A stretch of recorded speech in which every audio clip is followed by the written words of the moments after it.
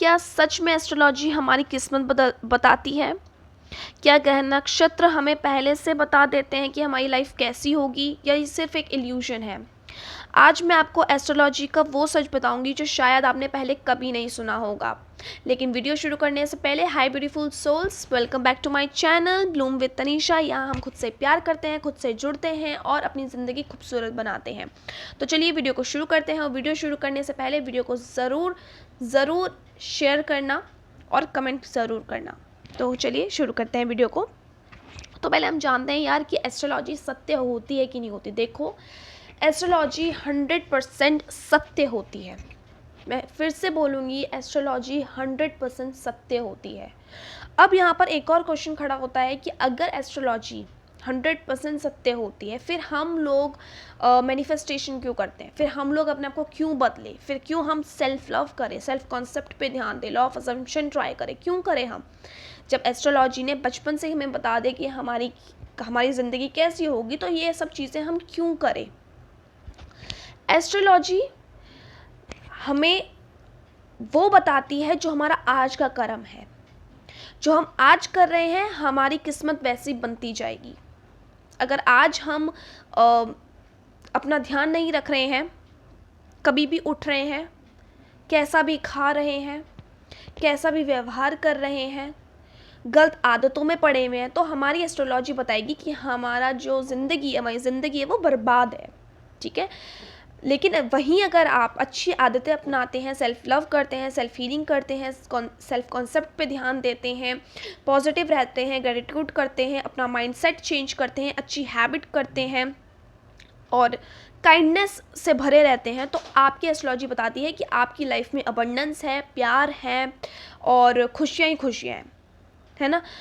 लेकिन अब यहाँ पर एक और सवाल उठता है कि कई बच्चे जब पैदा होते हैं, न्यूबॉर्न बेबी जब वो होते हैं, तो उनकी पहले ही भविष्यवाणी कर दी जाती है कि ये बच्चा ये बनेगा, ऐसा होगा, इसका नेचर वैसा होगा। और जब बच्चा बड़ा भी होता है तो उसमें वो लक्षण दिखने शुरू हो जाते हैं, है ना। ऐसा कैसे हो सकता है? देखो, जो न्यूबॉर्न बच्चा पैदा हुआ है वो हमें दिख रहा है ना कि वो न्यूबॉर्न है, बट उसमें जो आत्मा है वो न्यूबॉर्न नहीं है। वो कितने सालों से कितनी योनियों से गुजरती भी आई है। वो कितनी योनियाँ उसे मिली होंगी, इंसान की, जानवर की, पेड़ की, कीड़े की, है ना। कितनी योनियों, तो उन योनियों में उसने कैसे कैसे कर्म करे हैं। अब जैसे जैसे उसने कर्म करे हैं ना, वैसे ही उसके नक्षत्र बने। और जब उसे ह्यूमन यानी इंसान की योनि मिली, तब वो कर्म उसका जुड़ गया। तो इस वजह से एस्ट्रोलॉजर जो होता है वो बताता है प्लैनेट्स की दशाएं देखकर कि आपका बच्चा जो है वो ऐसा बनेगा, क्योंकि आपने जो पिछले अपने कर्म करे थे, पिछले जन्म में आपने कर्म करे थे अपने, उसी हिसाब से आपके ग्रह नक्षत्र चलते हैं। इसलिए कहते हैं हमेशा कर्म अच्छा करो। आपको लगता है कि हम अगर आज किसी को इंसल्ट कर देंगे, किसी को दिल दुखाएंगे, किसी को चीट कर देंगे, तो वो कुछ नहीं जाएगा। नहीं, हो सकता है इस जन्म में आपको उसका उस चीज़ का आपको सज़ा नहीं मिले, लेकिन आपको अगले जन्म में ज़रूर मिलेगी। अगले जन्म में भी ना मिले तो उसके अगले जन्म में ज़रूर मिलेगी, लेकिन मिलेगी ज़रूर। यही होता है कर्मा का लॉ। ठीक है। तो अब यहाँ पर बात आती है कि हम एस्ट्रोलॉजी को चेंज कैसे कर सकते हैं। कैसे चेंज कर सकते हैं? सिंपल सी बात है, कर्म चेंज करेंगे, हमारी एस्ट्रोलॉजी वैसी चेंज हो जाएगी, हमारा भविष्य वैसे चेंज हो जाएगा। इसलिए लोग मैनिफेस्टेशन करते हैं, इसलिए लोग सेल्फ कॉन्सेप्ट पे ध्यान देते हैं, इसलिए लोग सेल्फ लव करते हैं।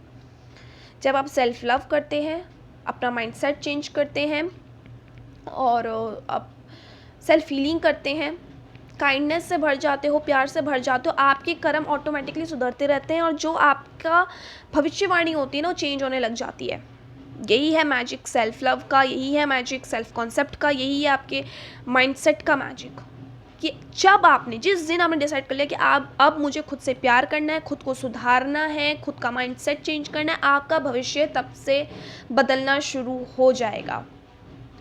अगर बचपन में बोला गया है कि इसके में तो मतलब बचपन में बता दिया कि ये तो भाई सरकारी नौकरी नहीं करेगा, इसकी कुंडली में लिखा है। लेकिन अगर आपने अपना कर्म चेंज कर लिया, अपने पे मेहनत करी, अपना सेल्फ कॉन्सेप्ट चेंज करा, अपना माइंडसेट चेंज करा, अपना सेल्फ लव बढ़ा दिया, आप देखेंगे आपकी गवर्नमेंट जॉब भी लग जाएगी। यही है मैजिक सेल्फ लव का, सेल्फ कॉन्सेप्ट का, माइंडसेट का। यही है मैजिक लॉ ऑफ असम्पशन का, यही है मैजिक। अब लॉ ऑफ असम्पशन अगर आप लोगों को पता है तो बहुत बढ़िया, नहीं पता मैं आगे की वीडियोस में लॉ ऑफ असम्पशन भी लेकर आऊँगी, बट यहाँ मैं ओवरऑल सब कुछ बता रही हूँ कि आप ये चीज़ें चेंज करेंगे तो आपका भविष्य अपने आप चेंज होता रहेगा।